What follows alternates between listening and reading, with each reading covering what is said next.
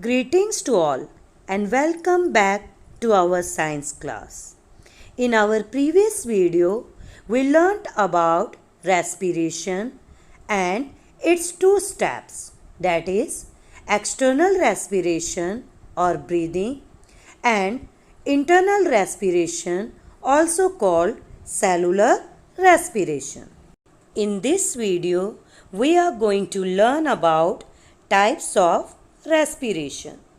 On the basis of utilization of oxygen by an organism, respiration is of two types: aerobic respiration and anaerobic respiration. Let us discuss about them in detail.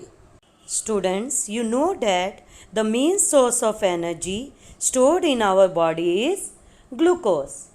Now the question arises, how do we get this energy from glucose?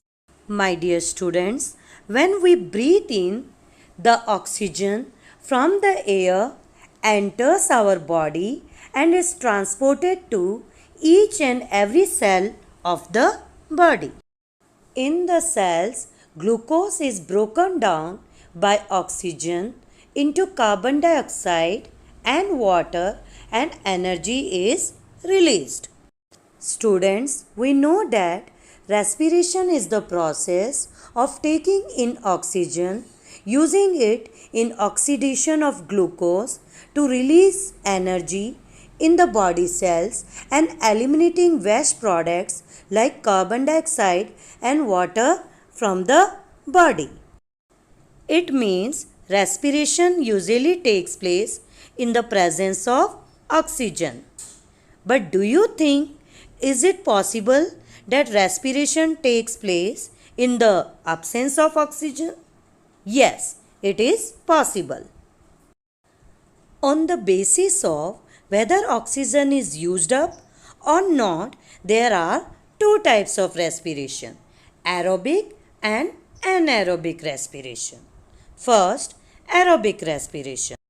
The process of respiration which occurs in the presence of oxygen is called aerobic respiration. It means in aerobic respiration, the glucose is completely broken down into carbon dioxide and water with the use of oxygen, and energy is released.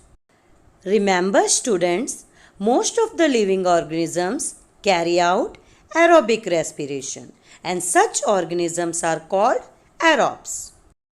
Next is anaerobic respiration. The process of respiration which occurs in the absence of oxygen is called anaerobic respiration. It means in anaerobic respiration, glucose is broken down into alcohol and carbon dioxide without the use of oxygen, and very less amount of energy is released.